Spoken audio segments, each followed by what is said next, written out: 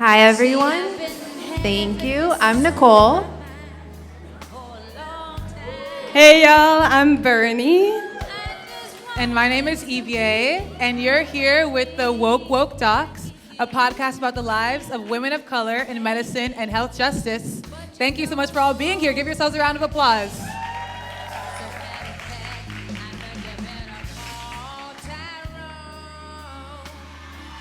So, before we start anything, we just really want to make sure that we're centered and present in this space.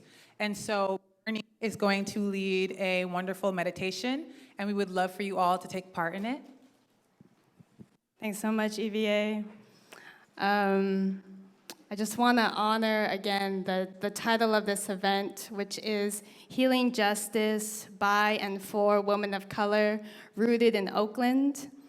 And I think the first step to really honoring that is to really acknowledge the space that we're in gratitude to Red Bay for giving this space to us tonight, as well as the land that we're on, as well as so many of the families and communities here.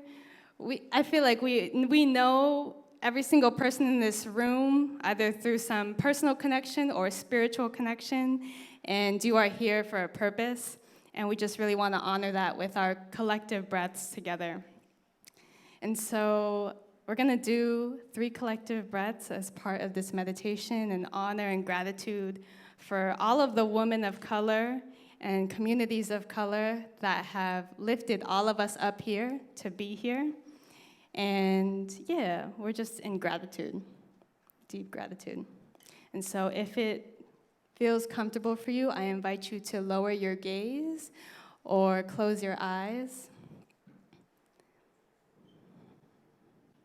And perhaps hand over heart and belly to really feel these life sensations, this heartbeat and this breath.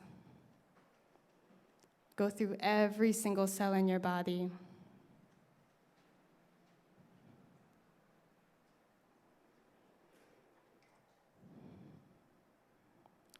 This heartbeat is keeping you alive, and this rise and fall in your belly is allowing you to be alive today, and what a beautiful blessing.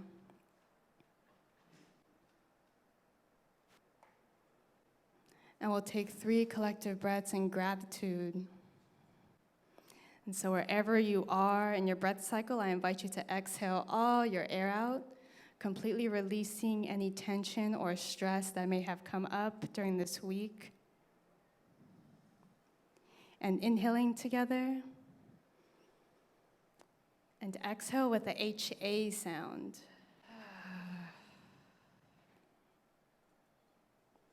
And inhaling once more, your deepest, fullest breath of the day. You are alive, you are here.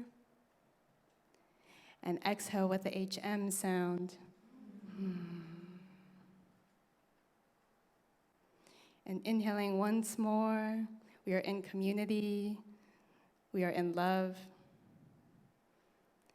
And exhaling with the HA sound.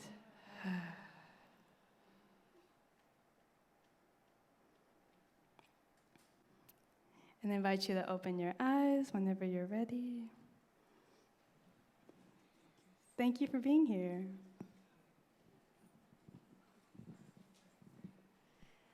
So this podcast started as we were entering medical school, and we had a lot of questions about the way that people were being represented, and we really wanted to uplift the voices of women of color in medicine, and slowly that became in healthcare and just women of color healing in the community. We really want to uplift these voices that sometimes do not get heard, and they're doing amazing, wonderful work. And so from now on, what we're trying to do with the podcast is really deal with like the different types of healing that exist and what they're doing in communities that we care about around the Bay Area. And before we start, we just want to say that there's obviously so many people who are involved who made this happen. And so we're so grateful to them. But we just want to know also, like, who is in the room? So I'm going to say an identity, and if it resonates with you, say A. So if you're a woman of color in the room, can I get an A? All right. If you are a student, any type of student, medical, dental, pharmacy, PhD, whatever it is, can I get an A? If you are a health professional who is, just doing cool work, can I get an A? If you are an ally and support us or listen to our podcast, can I get an A? There we go. And if you are a healer, can I get an A? Okay, you see, now every single one of you should say that because we are all healers. We are healing ourselves every single day. We are healing the communities that we live in. So I'm going to do this one more time. If you are a healer, can I get an A? There we go. That is right. And so thank you so much for being here again. We want to welcome our wonderful panelists up here. Oh, what?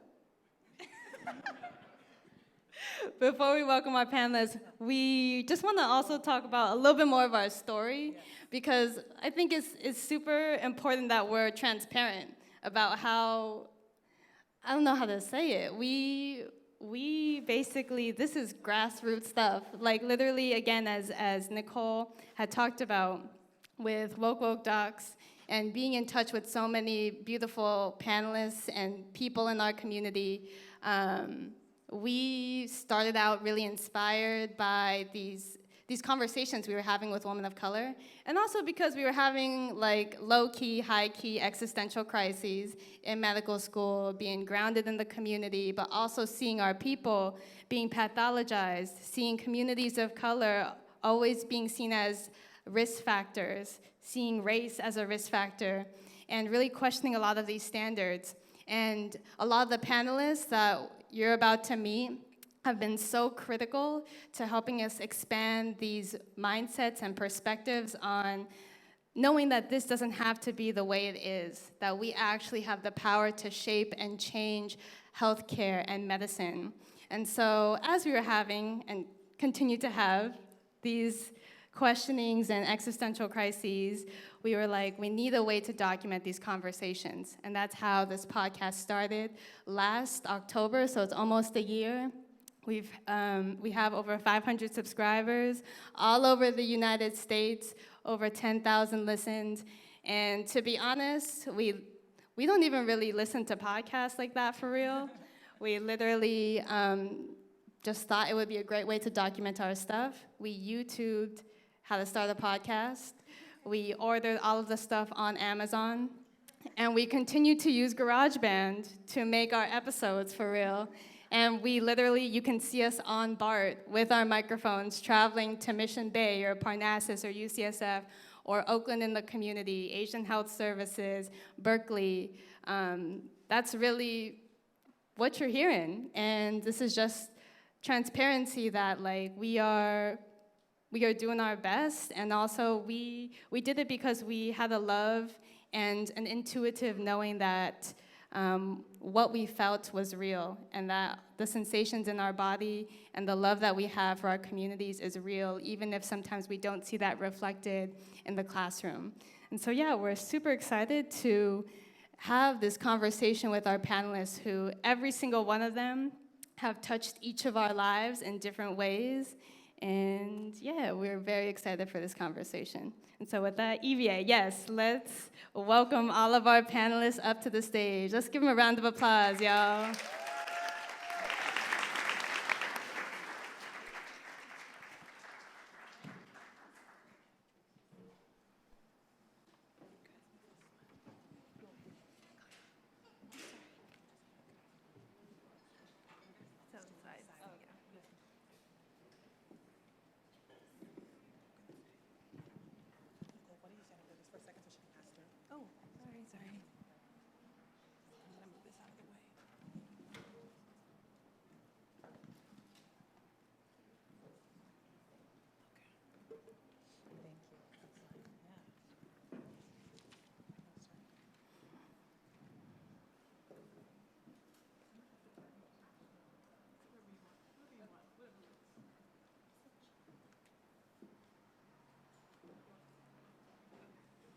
Let's give one more round of applause for our panelists. They look so beautiful up here. Thank you, y'all.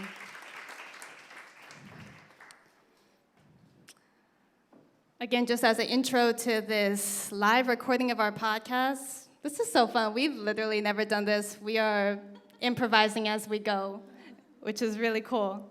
Every single person here has roots in Oakland, and I think that's so special because Oakland has its own vibe, Oakland has its own energy, and women of color have been so critical to uplifting the lives and communities of Oakland in different ways.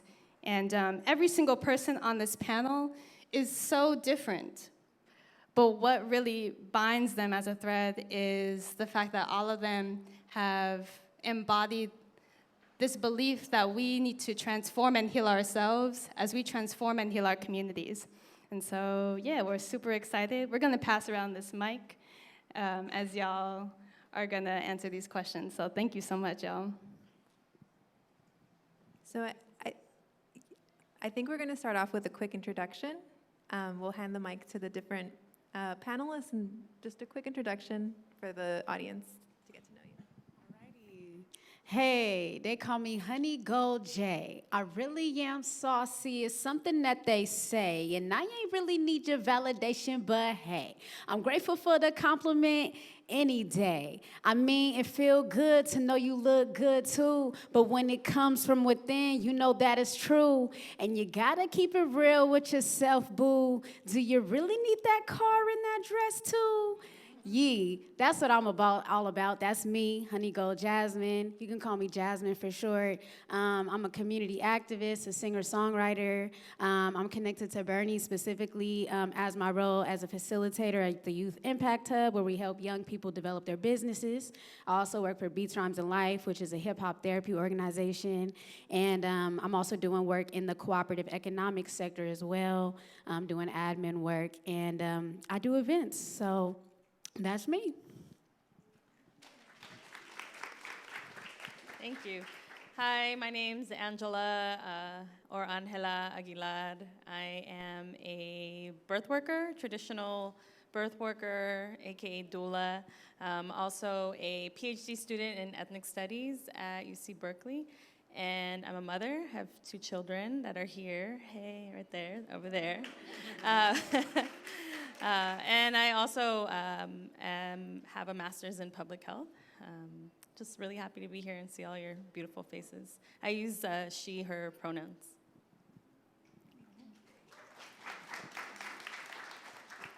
Hi, everyone. My name is Dr. Aisha Mays. I am a family medicine, adolescent medicine doctor, and the founder of the Dream Youth Clinics, which are here in Oakland, downtown Oakland. I'm also a professor in the joint medical program, and I love to see so many of my students and colleagues in the audience. And I just really love the work that I do here in Oakland in the community with the young people, but also with educating and also being educated by our next generation of health leaders. So thanks so much. I'm happy to be here. Greetings. My name is Leah Kimball Price. I am lots of things. Who am I tonight? I am a licensed marriage and family therapist. I'm 3rd generation Oakland gang town biz. I am an activist and an abolitionist, so I work in the sector of the liberation theory around human trafficking, and the survivors of human trafficking are under the age of 18. And I was raised here. I'm proud to be from Oakland. I'm Black Panther raised, so I take this very serious. And the work that I do that brought me here is around opening housing and support for child survivors of human trafficking.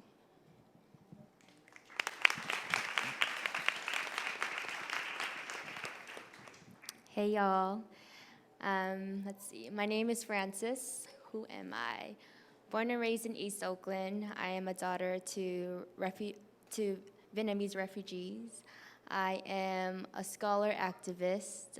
I'm a soul sister to many, and I got my master's in public health just this past May, and a lot of my work and research focuses on mental health and intergenerational trauma and refugee communities and healing, and I am an aspiring therapist as well.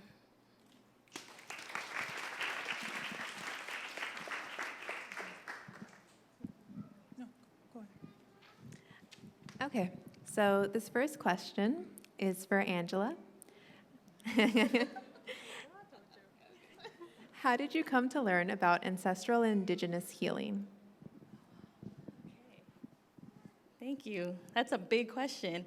I think first, maybe defining the way I define ancestral and traditional healing.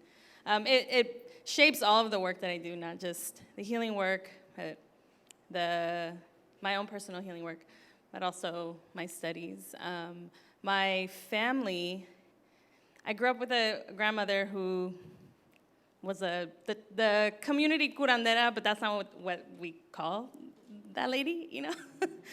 She was the lady that folks came to, and she did everything, you know? She had, like, herbal remedies, she, like, read people's cards, she busted out her stones, talked to spirits, everything. So I got to be around all of that, and then she moved away, so then there was disconnection there. And then, you know, as I started to just try to reconnect with my ancestral lineage, living and, you know, past folks, you know, I find out that my great-grandmother on my grandfather's mother was a midwife.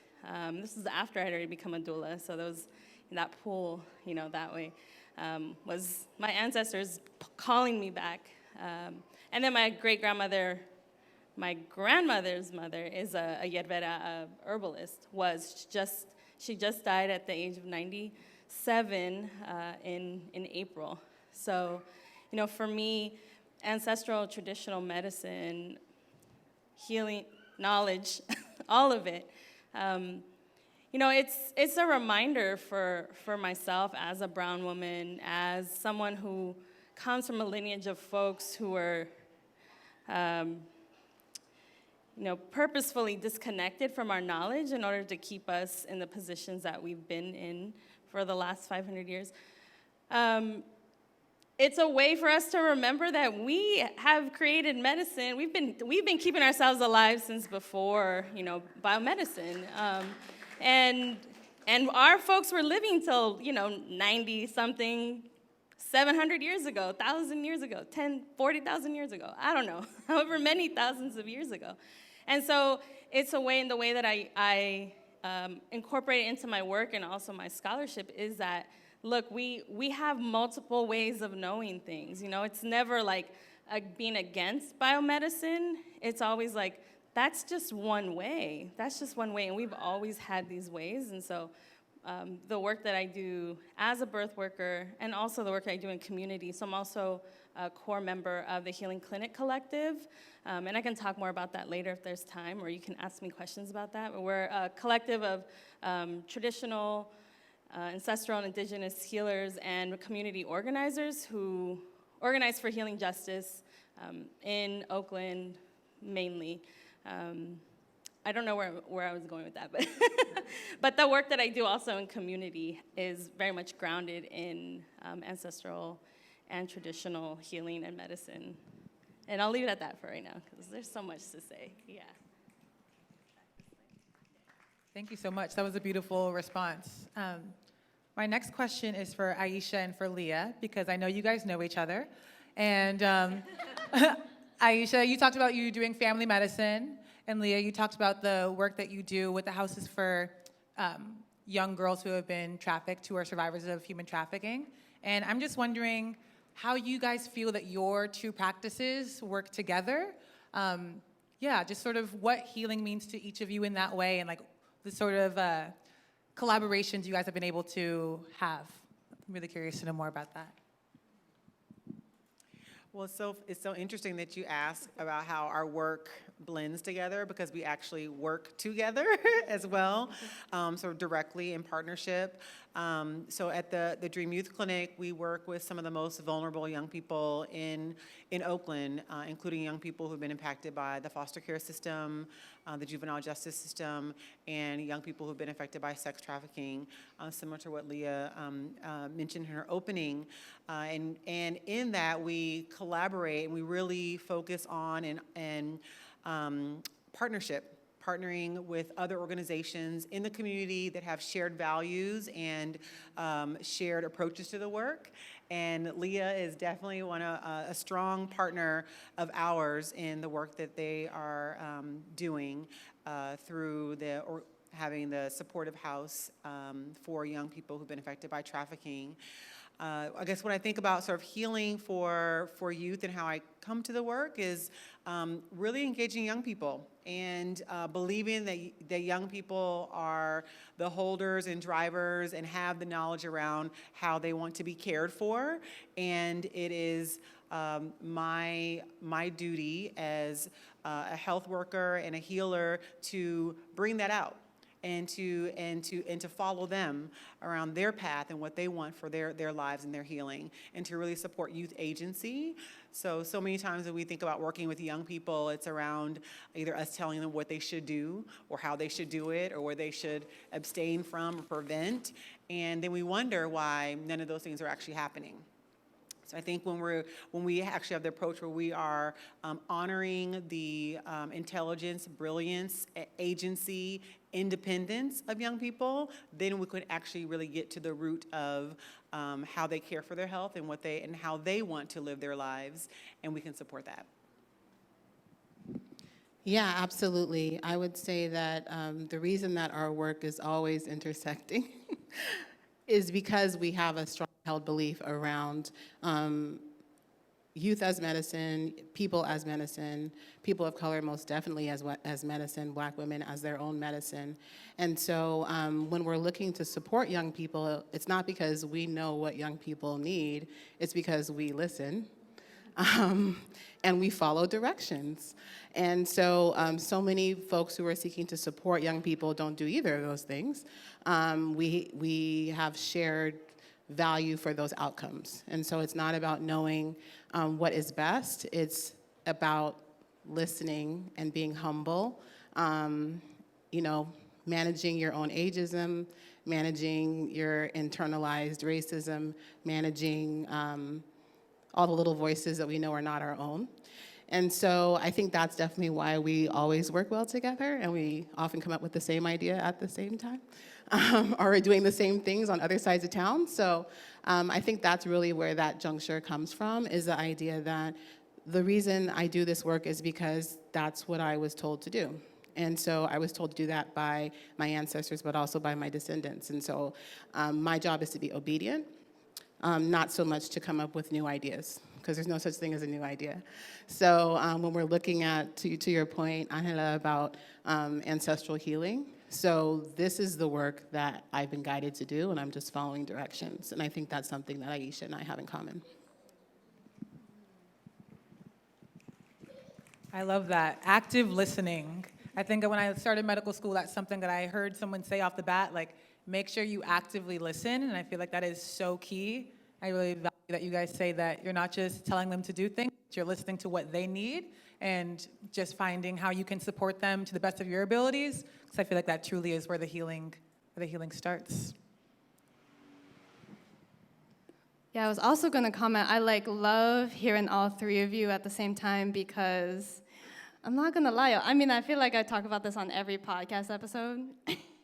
But it's just like being a woman of color in medicine sometimes is, especially coming from Filipino, Chinese heritage, is like I carry so many healing methods from my ancestors, and knowing that we have ways of healing that are not acknowledged by Western medicine. And oftentimes it's enraging to go into a classroom and see that being dismissed as like some woo-woo shit, or as just like there's not enough evidence, it's not evidence-based.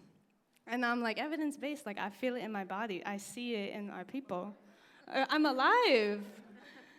And I'm just grateful because all three of you have really helped me and continue to help me find that bridge and see myself as a bridge. And so I just want to thank all of y'all for that. And thank you. I love hearing all three of you really build off of each other. So thank you.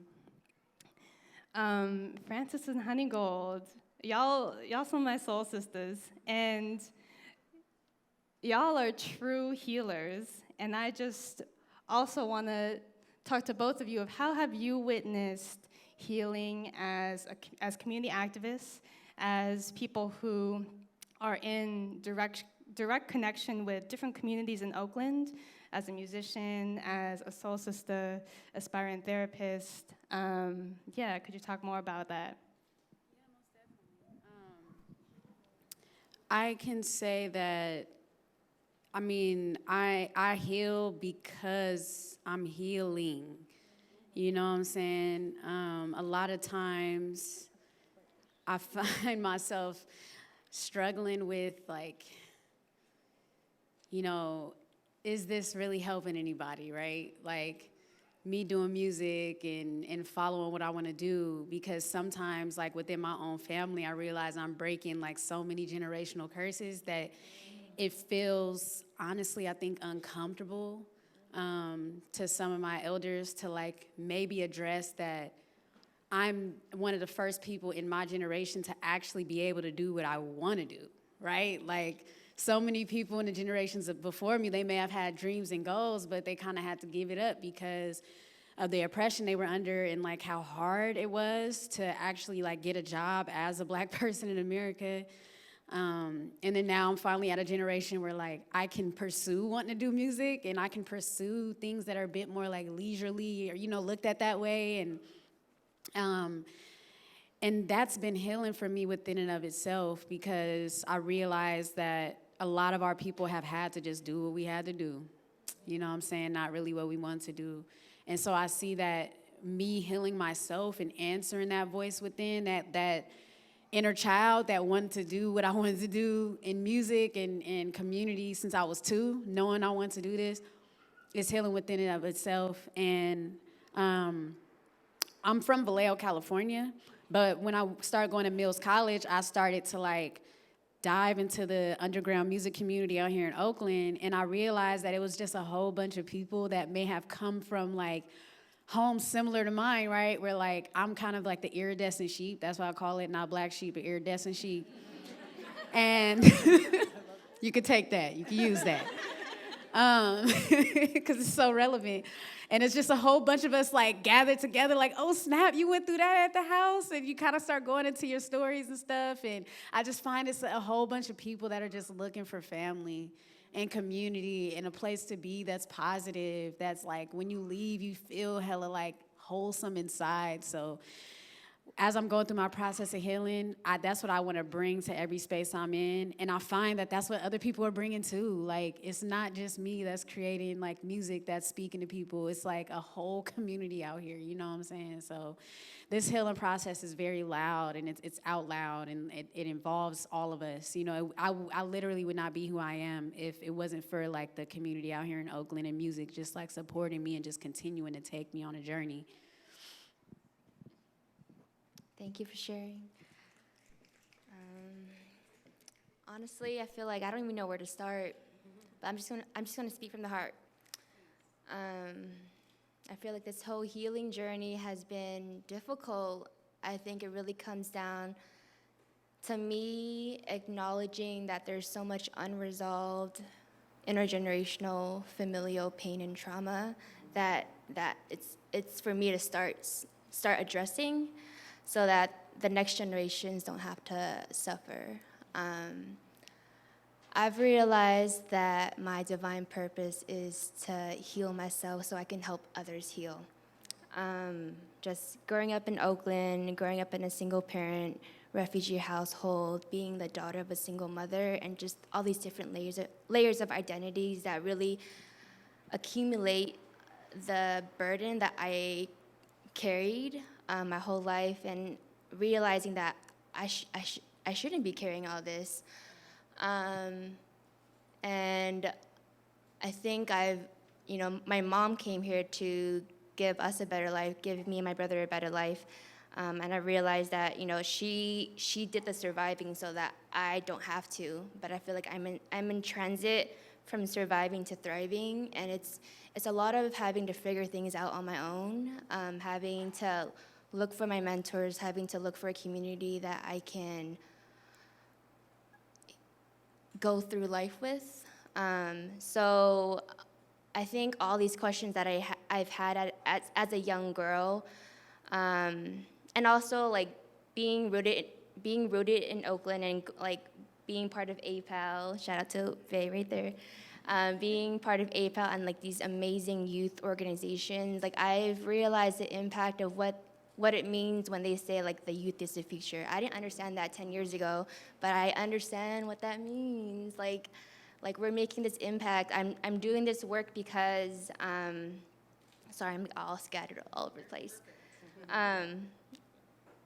So I had all these questions going into grad school. I feel like a lot of personal things was happening, a lot of deaths happening in my family that kind of unlocked a lot of family secrets, a lot of projections, a lot of suppressed and unprocessed emotions that came out and was projected at each other. It was turmoil, and I was starting my program 2 years ago, and I think I had all these questions because I just wanted to understand my mom better. I wanted to understand the silence in her family.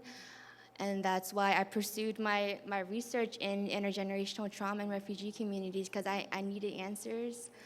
And then that led to like having these authentic conversations with people, and then finding spaces like Freedom School, and then realizing my calling is to become a therapist, and then just surrendering.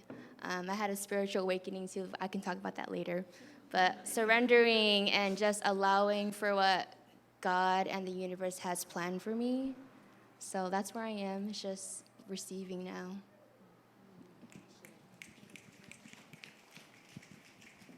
Wow, you guys, this is why I love being a part of this podcast, because I just get to sit back, listen to these people speak, words of wisdom, let it touch my heart, tear up a little bit. That was very beautiful, and just thank you both for sharing, because we obviously are medical students, and so we plan on going into this like very specific field, but it's just so beautiful to hear about how healing is going on within ourselves. When you talked about breaking those intergenerational curses, talking about being raised by a single mom, and just all those things very much resonated with me.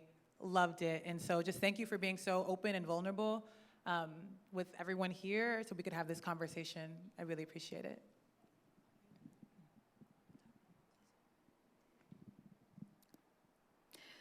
Next, we wanted to shift gears and really talk about the changes in Oakland, because y'all have been rooted in this community for a while, and there are hella changes.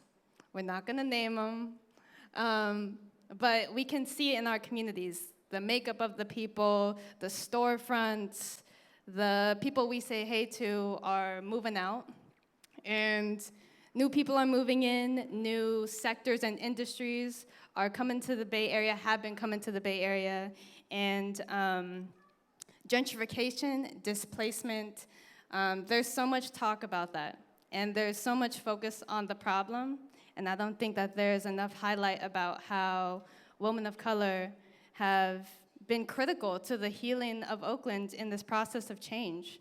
And so we just wanted to open it up to anyone who can answer more about how have women of color been so critical to the healing of Oakland and the Bay Area in the midst of all of this change that our communities are experiencing.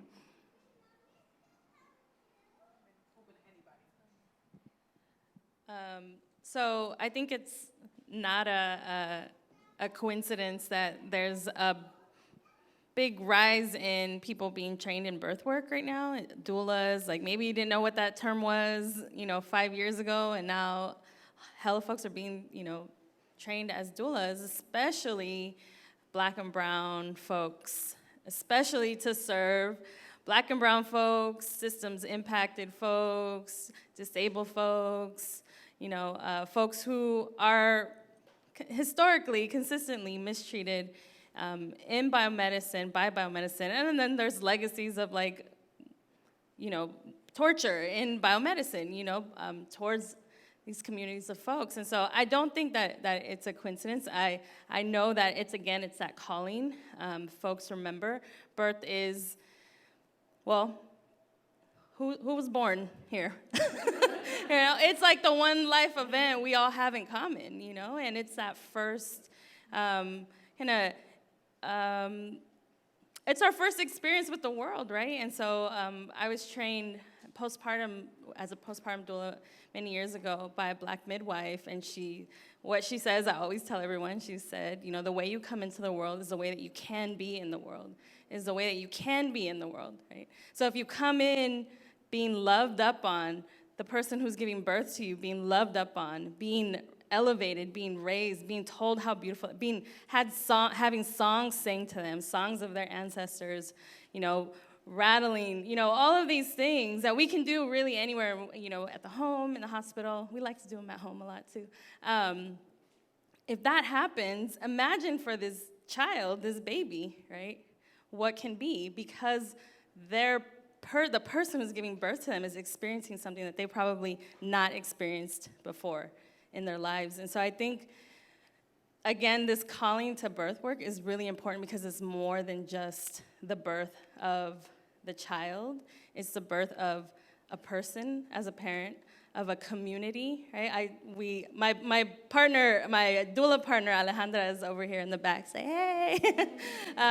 We talk a lot about how birth work and doula work is organizing work. It's community organizing work, like bringing that back and reminding folks that, that's like the original organizing, It's like, who's going to bring this? Who's going to do that? Who's going to come over here? Who's going to bring food? That's organizing. We all have the capacity to do that. And so I feel like that's one thing that is happening in Oakland, and that's kind of like, it's moving along with the people, Yeah. Yeah, I agree around just continuing support with change. So I think we all have noticed many of the changes in Oakland, and I also think that change is natural, and it's something that's supposed to happen. And it doesn't have to be an attack on a community, and it doesn't have to be an abusive event. It can be, and it often is, the way that we see it in sort of our society here. And that's some of those things we are experiencing here in Oakland.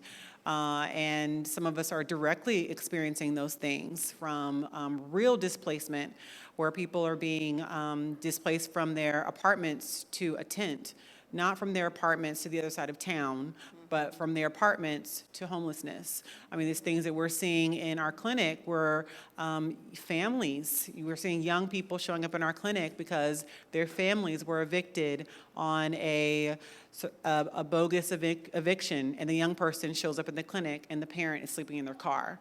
So those are the kind of things that are really, really impacting our communities. And some of the ways I've seen Black women and women of color talking about that are becoming even more active. So Oakland is a place where activism has always been on the forefront, and change has always come through activism here. And we're continuing to do that. And we're continuing to bring in young people to be a part of that activism, continue to educate them around the things that are directly affecting them, and then also what they can do to organize and how we can organize with them to resist some of the change, to become even more politically active at this moment, using the institutions that we have, like particular offices, running for those offices, knocking on doors, going and speaking to our representatives, and creating grassroots movements to challenge these systems that are transforming our communities and excluding major parts of the community that built this space. So I think that it's a very tumultuous time where we see that people are really living on the margins and on the fringes, and it hurts. It hurts me when I talk to young people and hear just the displacement and that they're experiencing. And we try to be mindful to continue to engage with them around what they can do and how we can all advocate to resist some of this transformation and to ensure that our communities are included, that we're included. So it's not about resisting change, because change happens, but it doesn't have to happen in the way that we're experiencing it. You guys put us in this order for a reason. So people of color, women of color, Black women are the original midwives. They are their original, we birth things. It's what we do. We make everything. Nothing exists that we didn't create. And so we create change. We bring change. We are the doulas, right? And so thinking about sort of the legacies that I'm familiar with as an original Oaklander, whatever that means. We all know what that means. But we also have always had people coming. That's not the issue. We've always had newcomers. Always, that's just what the Bay is about. But we've also had people who came to the Bay for the Bay. And now we have people coming to the Bay to change the Bay. We don't do that. So, looking at sort of the change we see, especially the parts that are incredibly violent, and including displacement and gentrification, the only long-lasting change comes from Black women. So if we didn't make it, it's not staying. Everything else is temporary. Pain is temporary. And so that's really the thing that grounds me and focuses me is how do we sustain these things? This is definitely not the worst thing we've ever been through, by a long shot. We were built for this. And so I think really tapping into our young people, tapping into their voices, because they are the closest to the portal, right? So birth is as close as we can get to our ancestors as possible. And so young people are closer. They're smarter, they're wiser, they're less corrupted. And so when young people get angry and Black women get organized, good things happen. And so I'm optimistic. We're savages in the best meaning of that word. And so it's rough right now. It's going to get rougher. And we'll be here.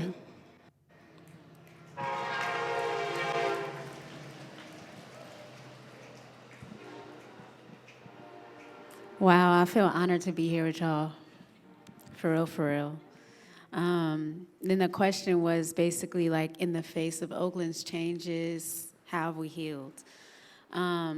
So going back to like my beginnings out here, so I was going to Mills College, which, okay, that school.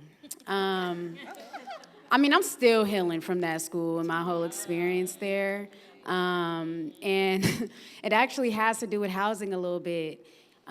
Basically, I was living in their parent dorms. As you can see, I'm a parent. And they have like apartments that are specifically for parents. And so I was going through a lot of weird stuff with their administrative center because, if they're just horrible. That's just the best way I could put it. They basically like campaign their school to be about social justice, but their whole admin is like totally not. They like, it's such a weird like 180, But I think it was very strategic because we are going through a time right now where it was like, it's cute to say you're woke. You don't necessarily have to actually be, but like Mills was like hopping on that train, like, you need all the best innovators and activists and doo-doo-doo. So they start kind of going on a campaign to get more students of color, more Black students, right? And that's how I got into the school. So I transferred there, started living in the dorms, came up on my last semester, and I only had one class, turned in the paperwork to do the class. Fast forward to December. They bust into my apartment as I'm taking a final, like, you aren't enrolled in classes, you're not supposed to be here, you've been living here illegally for all these months. And I'm just like, what? Like, I'm literally taking my final right now. So I started going through all this stuff with them, and they're like, you have a week to move out. I'm like, that's not even legal. Like, at least can you give me a month, you know? And so all this stuff happened. They gave me the month because that definitely was going to be a lawsuit if they tried to get me out there in a week. And they claimed to be kind of helping me find housing afterwards because I was expressing I need help. And they really, like, somebody I never even talked to in this situation just emailed me out of nowhere, like, housing in the Bay Area. That was the subject line.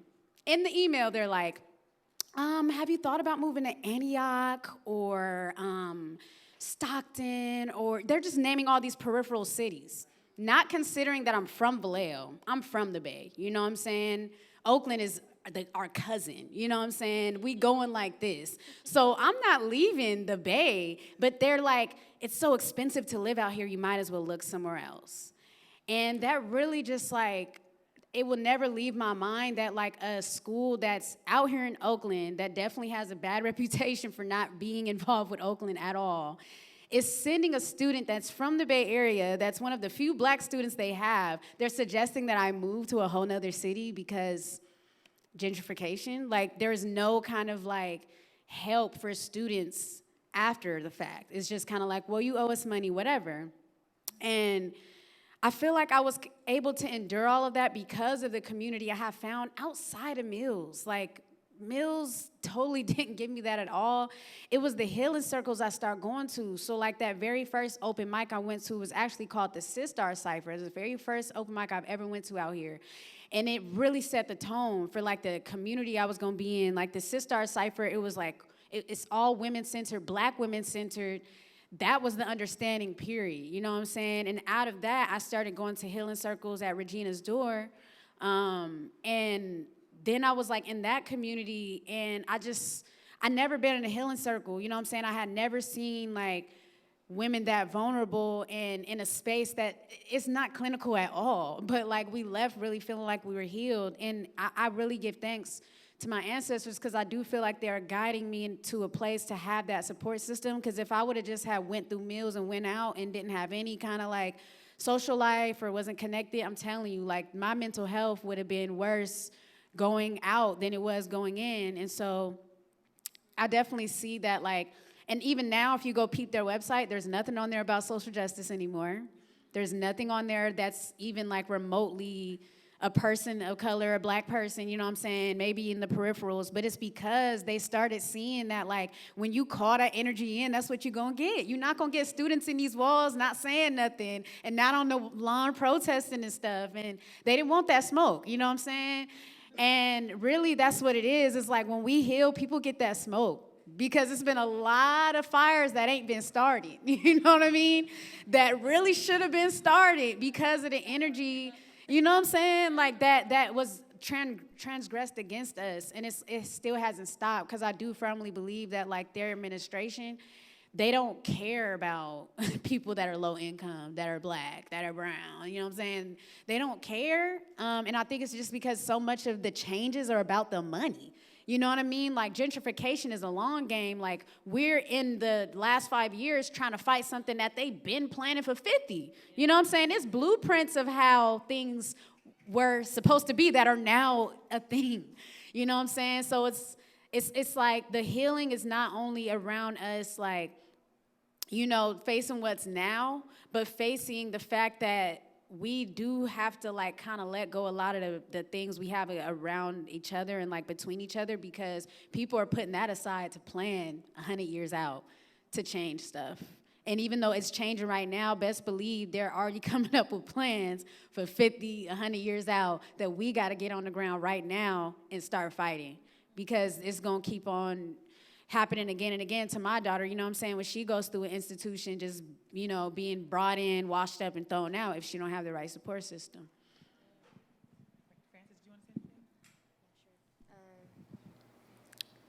I was in San Diego from 2011 to 2017, and that's when all the changes happened in Oakland, I feel like.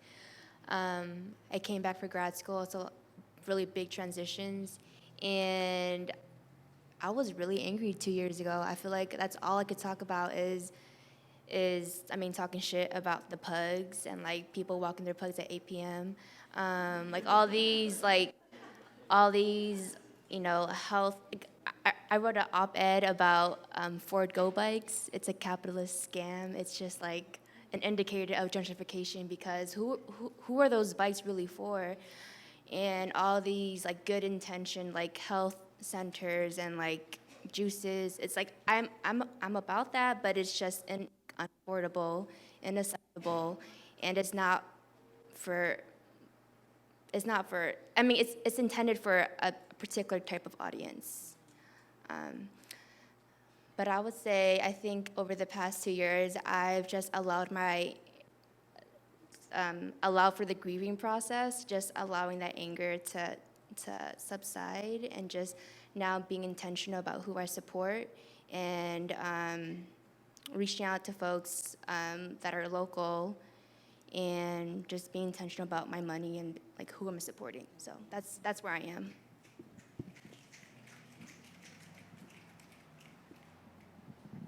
Thank you all so much for sharing. That was really powerful. It was really amazing to hear all of your perspectives. And I think one of the things that a lot of you mentioned was the key is in community. This healing is going to take part as a community and not as individuals. And so I think the next question comes from that. What intersections are you excited about? What you do, what you see out there, what are you excited about for healing these communities that we just mentioned? And if there's like you said about like the future, planning already for the future, what intersections do you have in mind maybe for that? One that I work directly in is music therapy. It's something I'm super excited about because working with the youth is dope to see them get excited about something that they're already excited about, right? But like they don't realize it's therapy. And there's already a lot of like cultural reframing that we have to do around music, especially with hip hop being like basically pop music now because it's the most listened to genre in the world. There's a lot of co-opting even in that industry that's intentionally happened. Like the fact that now it's kind of like the shoot 'em up, kill 'em up rappers that are the most popping, that's intentional. It's not necessarily because people want that. It kind of get conditioned to want it. You kind of get conditioned to get used to the sounds and stuff. And our youth are the most susceptible to that because the youth are the ones who drive the culture in hip-hop. Hip-hop has always been a youth-driven genre. So it's easy to make therapy around hip-hop youth-centered because it already thrives that way. And so I'm really excited about it because there's one youth in particular that I've worked with that when I first started working with her, well, it's a group therapy, and I do it with facilitators. So when we first started working with this youth, they literally didn't want to share in front of class. They didn't want to participate in nothing a couple years ago. And now, just this past summer, they were an intern and actually able to share and like show that they're willing participant in the group because they were totally like anti, and it was kind of like their thing. And it was all out of trauma, though. You know what I mean? They weren't, like, not wanting to participate because they genuinely weren't interested, but just because, like, going through so much at home and already, like, dealing with homelessness in high school. And, you know, it's really deep. And she would never really talk to anyone in conversation about what she's going through, but you would hear it in those raps, though. And that's the same thing with a lot of these youth. They don't want to talk about it all the time, but they will put it in a rap, and then you can vibe with it too. Like, they're allowing you to like nod your head to their trauma. You know what I'm saying? They wearing it like it's a badge. Like, I got through this, you know? So I'm really excited about where hip-hop therapy will go. And Beats, Rhymes, and Life is probably one of the few ones in the whole world right now. They actually copywrote the term hip-hop therapy. They were founded in Oakland. So to your point, a lot of dope stuff gets founded in Oakland, and then it just catches wildfire throughout the rest of the world when people realize how dope it is. Thank you. I'm excited about the work the birth work always, and specifically my connection with the Healing Clinic Collective. The Healing Clinic Collective, as I was mentioning, is a collective of healers, organizers, community folks who are rooted in Oakland and the Bay. And we organize no cost, I like to say free, but no cost healing clinics, pop-up healing clinics, and where we focus on ancestral, traditional, and indigenous healing practices, so making that accessible specifically to system-impacted folks, formerly incarcerated folks, queer, trans, gender-expansive folks. So that's like our intention and our prayer. And so the other beautiful thing about organizing with this community is that we organize in a ceremonial way, in a very like sacred way. So we put down prayers before as we start the organizing process. It's a really long process, but that whole process of organizing is itself healing for some of us. It brings up a lot, because healing's not like, all beautiful and, it's a winding road where you get burnt and it hurts and all those things happen, and we learn a lot. And so I'm really excited about the work that we've been able to do. The work is not, we don't exclude anybody, right? Everyone's invited, and we've noticed that it's mainly been Black and brown folks that come. And it's because there's the calling, there's the pull. A lot of young folks come, because there's the calling, there's the pull.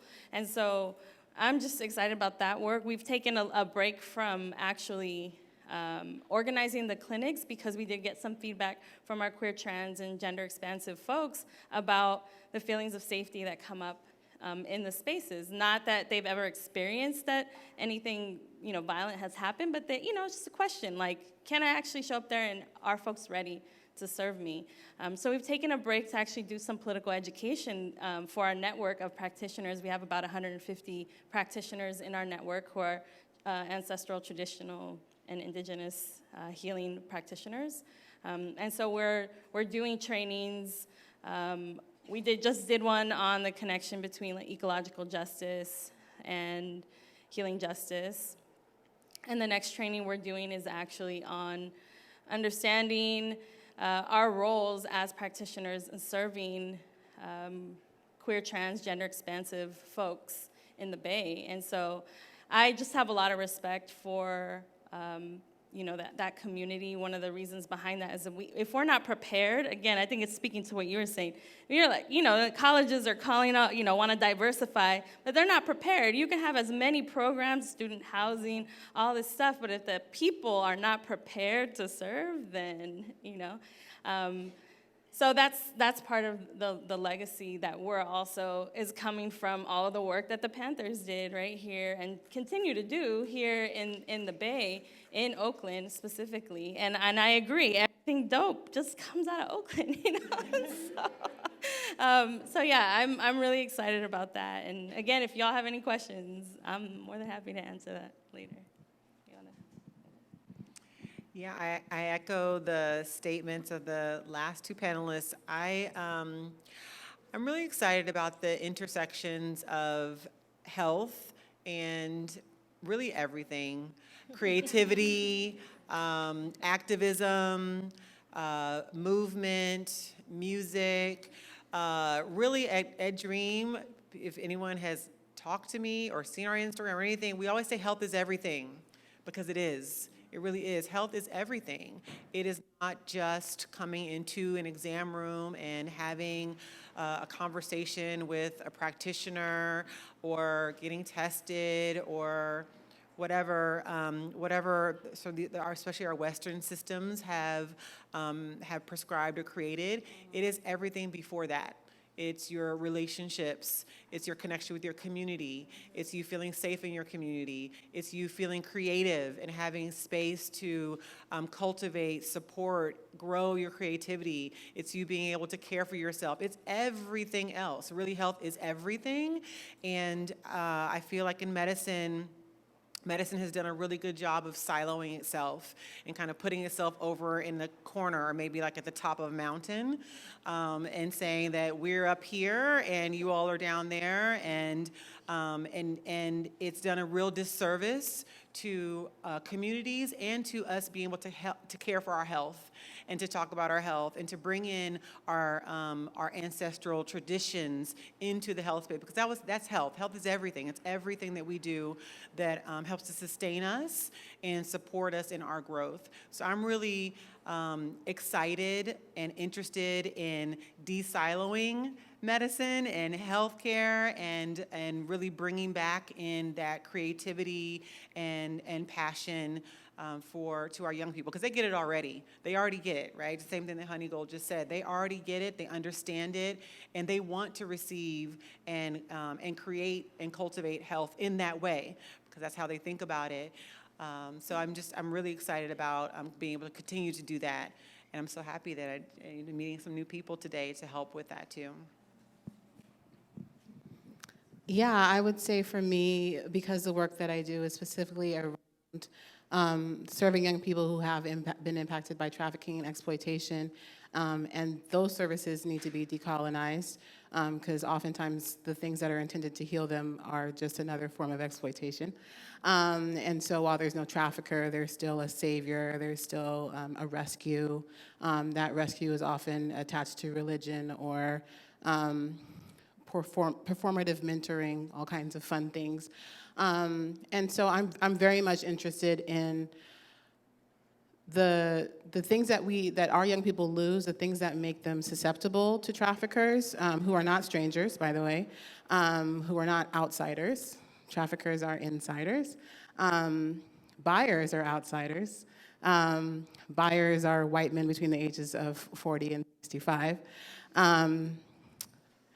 And so if we look at that challenge, I'm most interested in how we bring the cross-generational, multi-generational gaps that were created by the war on drugs, that were created by mass incarceration, that were created by the crack cocaine epidemic, the things that removed the caregivers, which made our children susceptible to trafficking, really replacing those. So the work that we do in our therapeutic living community it's a cross-generational, multi-generational environment. And so when a young person loses their family, they don't just lose their parents, they lose their extended family, they lose their traditions, they lose their home language, they lose their lineage.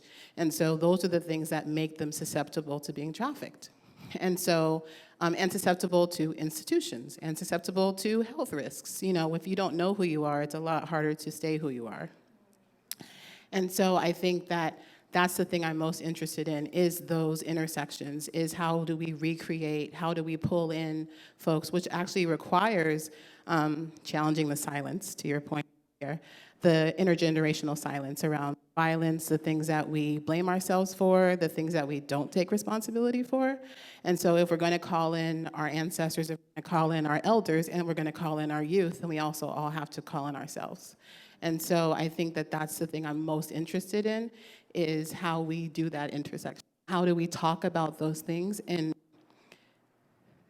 a way that is not rooted in shame, that is not rooted in pointing a finger, and it is sort of that whole concept of not what's wrong with you, but what happened to you, right? And so I think that's the thing that I'm most excited about these days.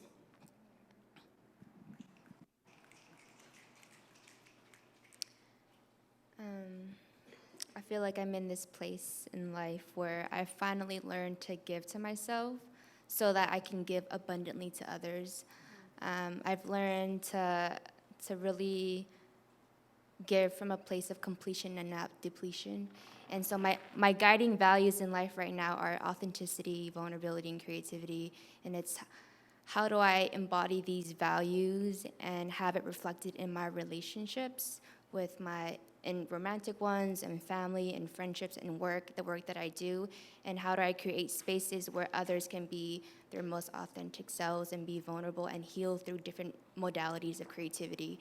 And I think one thing for me is that this year I'm tapping into my creativity, and like we are all creators. Thank you, Brittany, for helping me realize that we are all creators of our realities, and the thoughts that we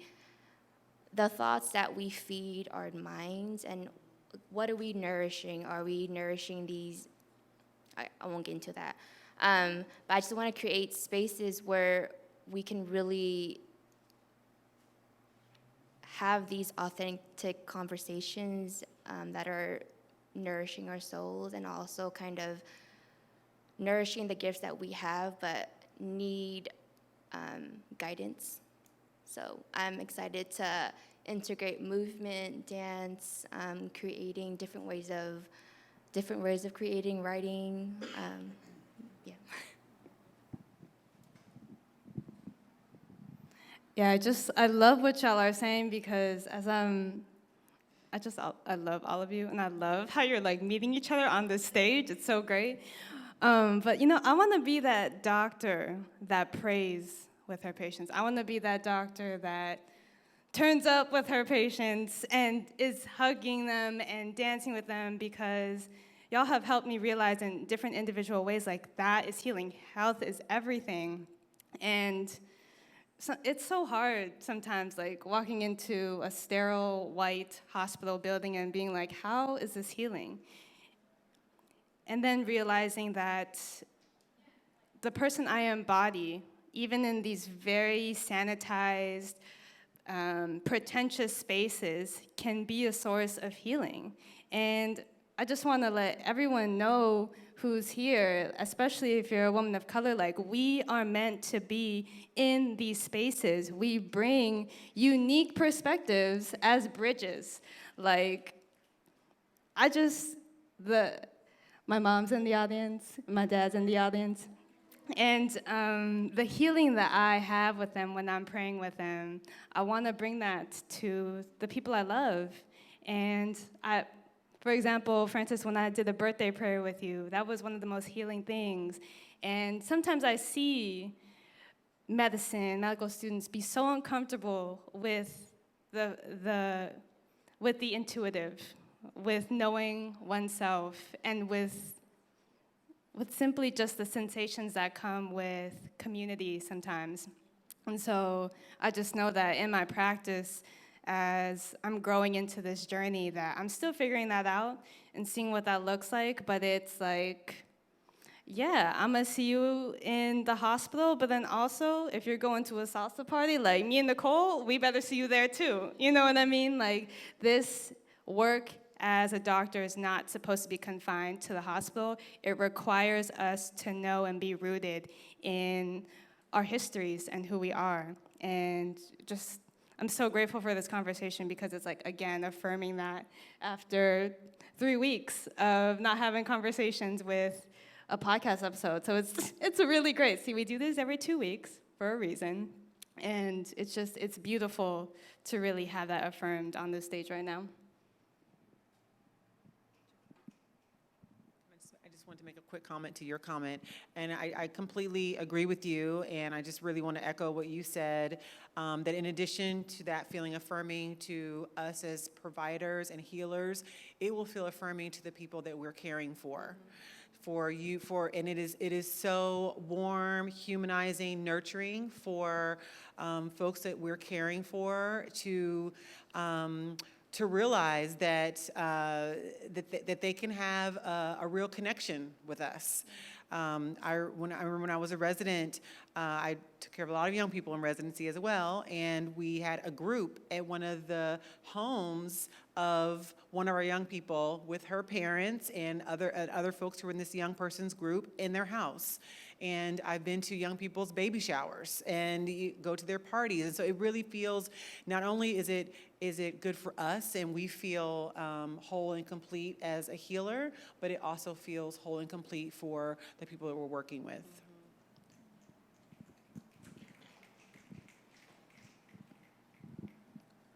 Oh, I was just going to make a comment about how this is so nourishing to my soul. As Bernie said, we normally meet more frequently, and we haven't been able to because we've been preparing for this live event. But being here with you, 5 wonderful women, has just been so inspiring and just so touching. And Like you were saying, Bernie, you can't tell me that I'm not healing myself when I'm praying. You can't tell me that I'm not healing myself when I am dancing in my room. Like, there are so many other ways of healing that are like beyond the biomedical model that are so important to consider, and to remember that our patients have those ways of healing too. And I think the more that we consider all those different modalities and talk to our patients and get to know them deeper and know what modalities are for them well and connect with them at that level, we can heal so much more, and we can help them heal themselves. They don't even need us, but we can be there to guide them so that they can heal themselves, and just all that trauma, all the pain, all those things can be washed away.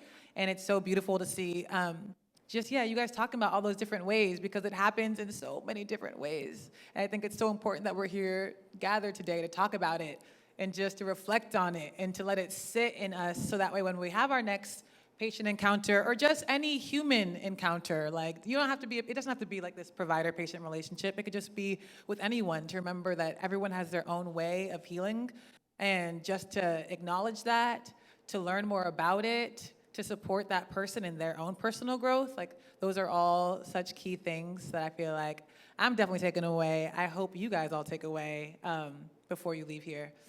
But before we go, we have one more question for all of our panelists. We want to know, how do you stand in your truth as a woman of color? I know, loaded question, but yeah. You can start, you can pop if you want. All right, that's me. How do I stand in my truth?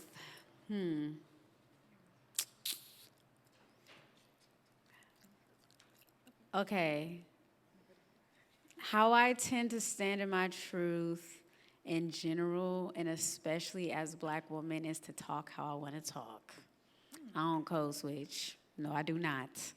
I feel like I used to do that a bit more when I first started going to work. I'm 26 now, but like, yeah, and I think a part of that too is like, I'm in the entertainment industry and I do hip hop therapy. So I guess now I've kind of, because I don't code switch, I feel like life has also kind of led me to spaces where I don't have to. So I realized that the more I started standing for my truth, literally in the way I speak, and then what I say too, and when I see something that's not cool, calling it out, like literally standing in truth and being truth. And if someone has to hold me accountable, being straight up and being like, dang, actually I did that, and I'm sorry.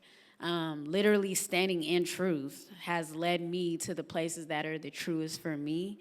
And I love linguistics. I love thinking about like the origin of words and like what I'm saying, like this thing I have about good morning and then saying grand rising instead, or good rising, or, you know, like calling in that energy the first thing of the day. Like, I don't want to, you know, we're gonna mourn. Death is a part of life, but I also want to recognize that, like, when you wake up in the morning, you're rising. Like, you weren't dead. You weren't like mourning anything. So I'm like thinking deep, literally, about the words I'm saying, and so that it feels true for me. You feel me? Yeah.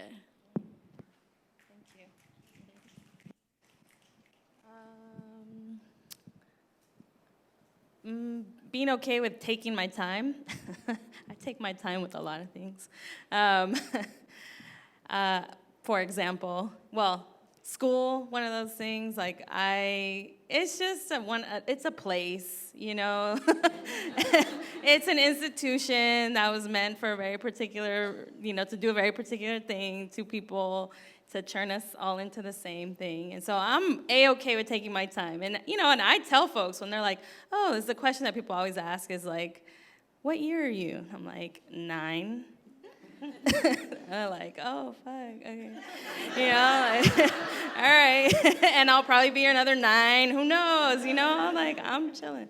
And asking questions, you know, that allows me to be in my truth because we get a lot of no's or a lot of ignores, you know, or a lot of people not seeing us, you know. I'm as a brown woman, and I know, you know, as a Black woman too, from experiences that I've seen and heard, you know, and it's like, I'm gonna ask a question now, you know, like, why can't I come in? Why can't I do this? who are you talking about? Who is that name you keep dropping? How do you know them? And why are they important to the conversation? Oh, they're not? You just want to let us know that you know them? Okay, that's cool. So let's get back to, so asking questions. And then something I learned from this old Chicano organizer, I'd probably get mad if I called him older, Chicano organizer who was part of organizing for the anti-apartheid movement in the 80s, who the first thing he said to me and a group of other little Chicanas who were sitting there was you need to always walk into a room like you belong there. And I'm like, but how do you do that? And he showed us. He's like, don't walk in like this and look around and stand in the back. He's like, walk in like this, and walk in a room. I'm like, oh, okay, because we don't even notice, sometimes we get so used to that. So using my body as much as I can. I'm 4'11", so, that's how I stand in my truth. Wow, this is a big question. I think, how do I stand in my truth? By being just wholly committed to my purpose and really unwavering from that. And I feel very blessed to be able to do things that are in line with my values. And I'm just really committed to that. I'm not willing to do things that are outside of my purpose and they're not in line with my values. And I'm just really committed to that. And it is scary sometimes, and I think the strength really comes from the ancestors. That strength does not come from me.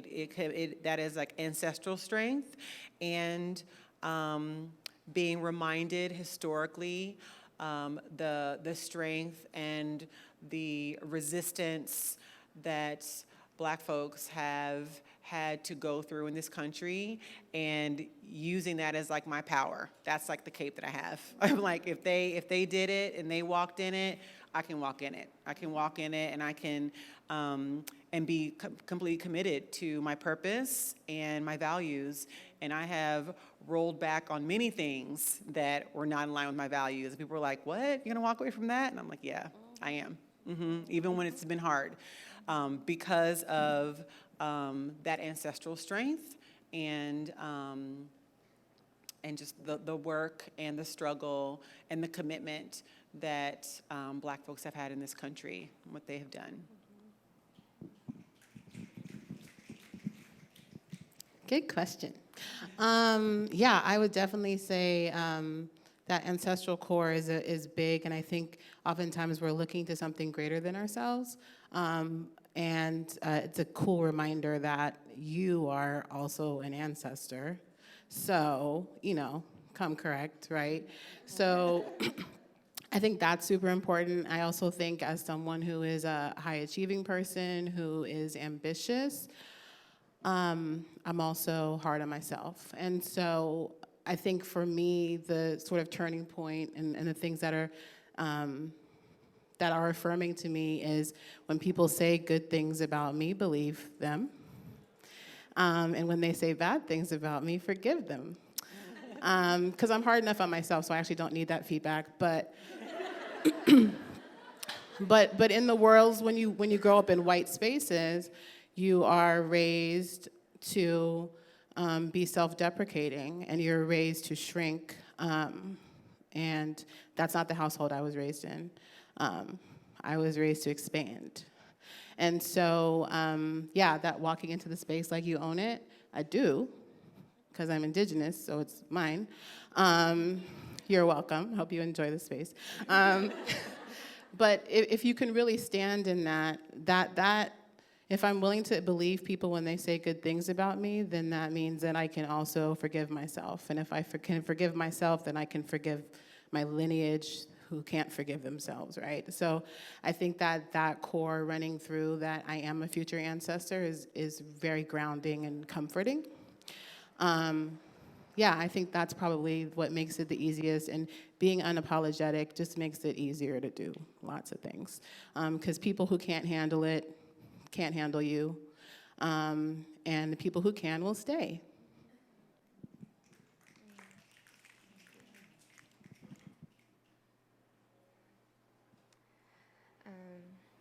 I started this work, but it doesn't end with me.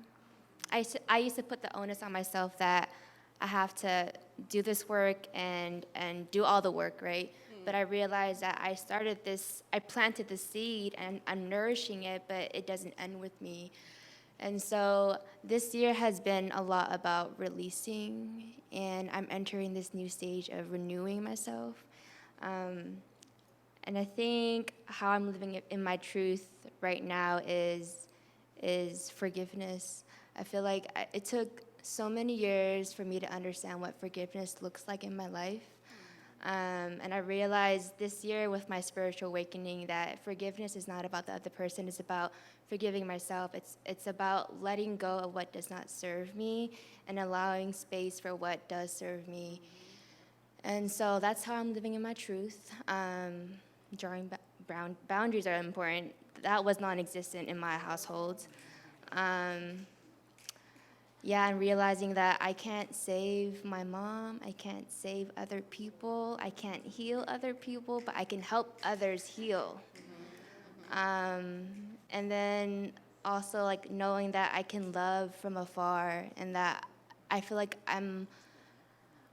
there's so much guilt in my relationship with my mom and my family, and there's so much to unlearn.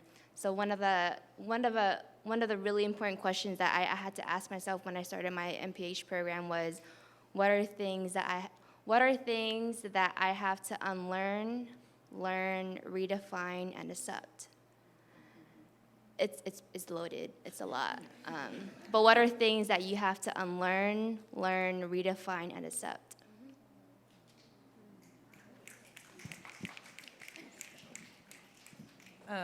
Bernie says that we should also answer these questions. And even though I threw it out there, I didn't really consider anything for myself. So let me just wing it. When I think of standing in my truth, I think of no one who stands more in their truth than my mother. And if you know my mother, her name is Empress. She stands her ground no matter what, to a fault. And I feel like growing up, I'm her only child. She'd be saying some things. I'm like, Mom, no, you got to tone it down. You got to reel it back. And she just would never. And she was like, she would look at me like I was crazy, like, no, sit down, go sit over there. I'm going to keep doing whatever I'm doing.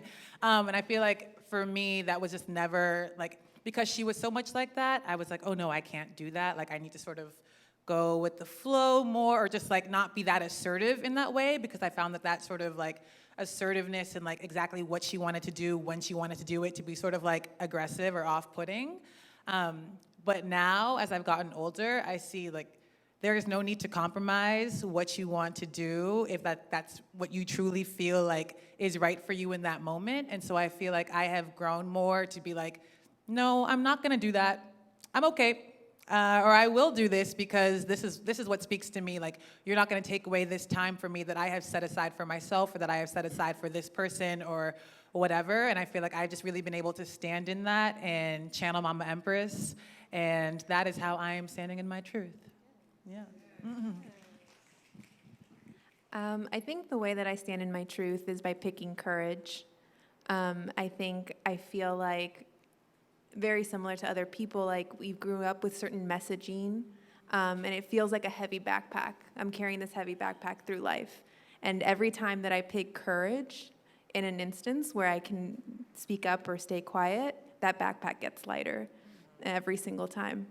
And it's uncomfortable and it's hard, but picking courage is super important to me. Yeah, I'm gonna add to that, and I say, for me, standing in my truth is with courage, not asking for permission to exist and to love and to just like do things that people don't expect of me, or even that like I expect of myself. And I just think of this podcast really like, I remember when we first started, I like hated my voice, and I was just like, who am I to do this? Who am I to, I don't even listen to podcasts, I don't even listen to media like that, and we're only a medical student, so who are we to even, talk about these issues? But really, like, who are we not to be? You know what I mean? Like, if not us, then who? If not now, then when?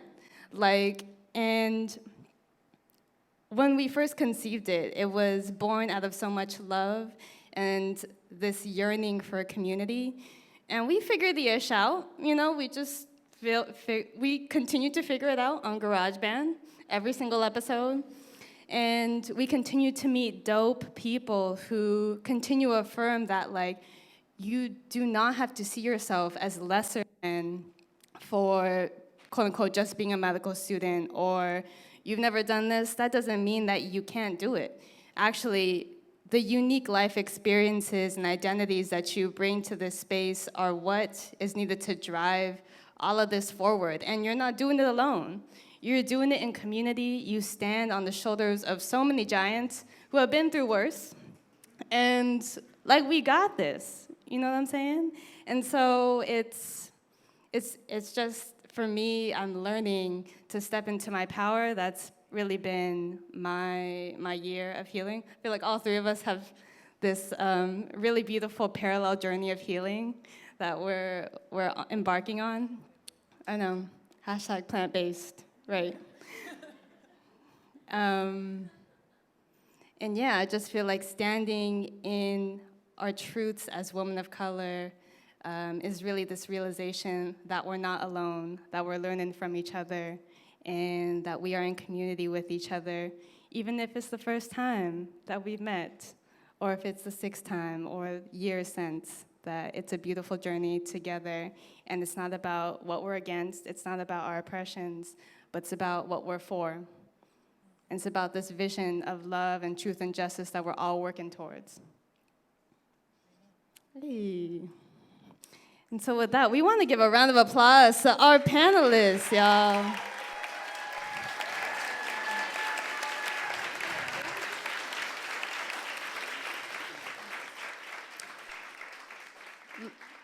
Literally, this is their first time meeting. This is EVA's first time meeting them. Nicole's first time meeting them. I've met all of them in different capacities, and so it's just beautiful to see all y'all together.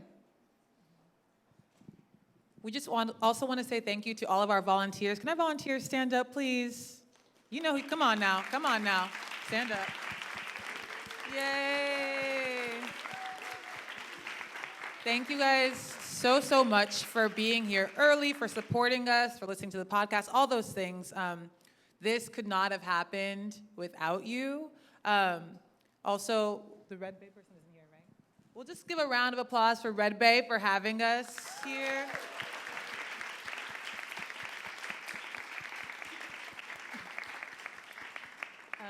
Anybody else?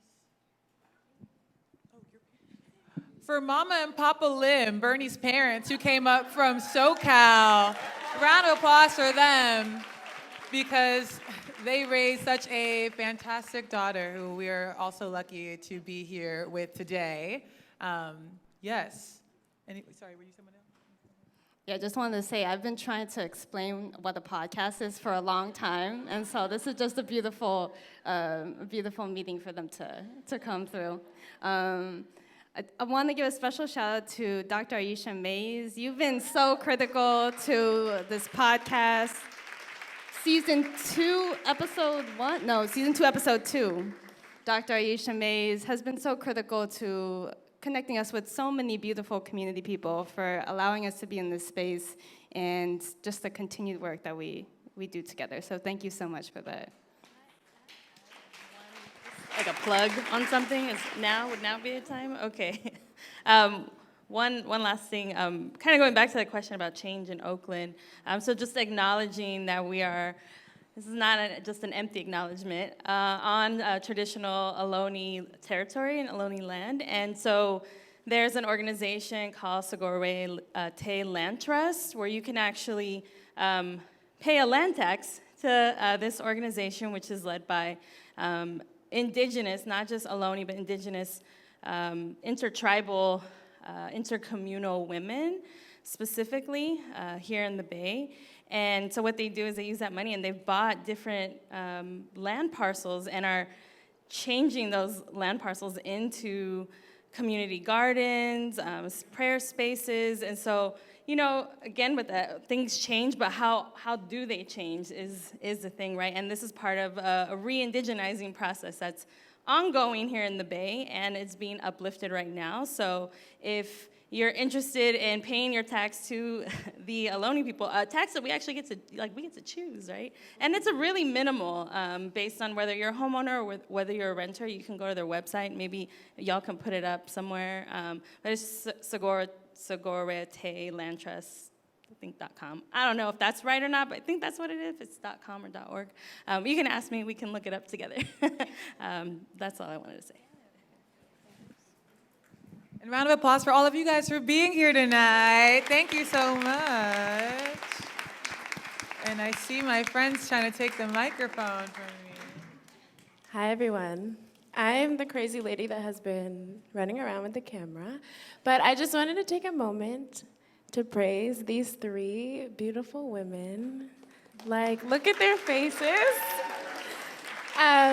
Honestly, these three have been my role models this past year, and just in terms of how to be vulnerable, how to be yourself 100%, 300%, and how to just show up, be present.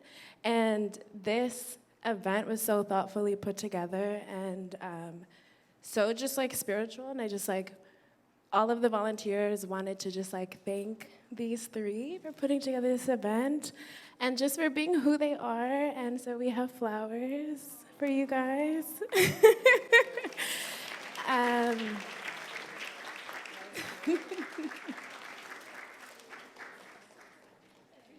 But yes, one round of applause for them and their awesome podcast.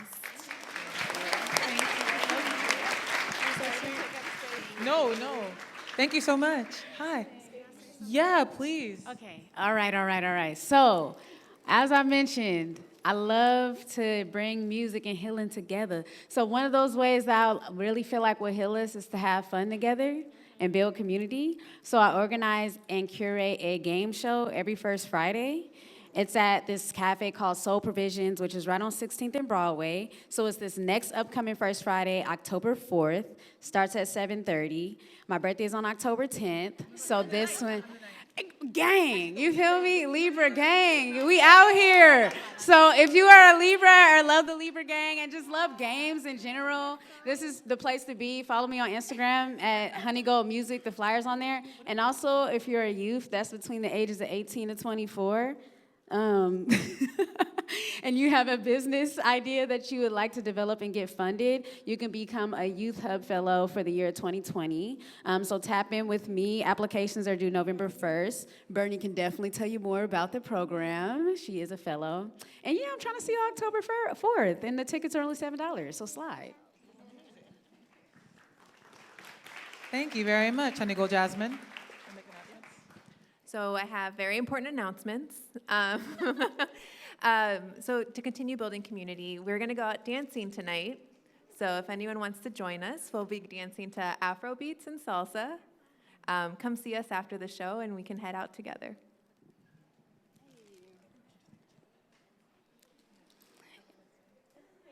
And we're going to celebrate again everyone here together, all of our panelists, as well as all of the communities that we are bringing with us to this space. So I invite you, if you feel so compelled, to stand and join us in a call and response by our beautiful sister, Asada Shakur. And I invite you, if it feels right to you tonight, to place your hand over your heart, on your belly. You can close your eyes. And with a whisper or a shout, I invite you to join me in this call and response. It is our duty to fight for our freedom. It is our duty to win. We must love each other and support each other. We have nothing to lose but our chains. And we'll do that one more time, as loud as you want, just filling yourself with so much inspiration that you've gained, whether that's a person or a word or a phrase or an experience that has touched you. It is our duty to fight for our freedom. It is our duty to win. We must love each other and support each other. We have nothing to lose but our chains. Thank you so much for being here, y'all. We really appreciate it. Our first ever live recording with Woke WOC Docs. Y'all, we did it. Thank you so much, y'all. We really appreciate you for being here.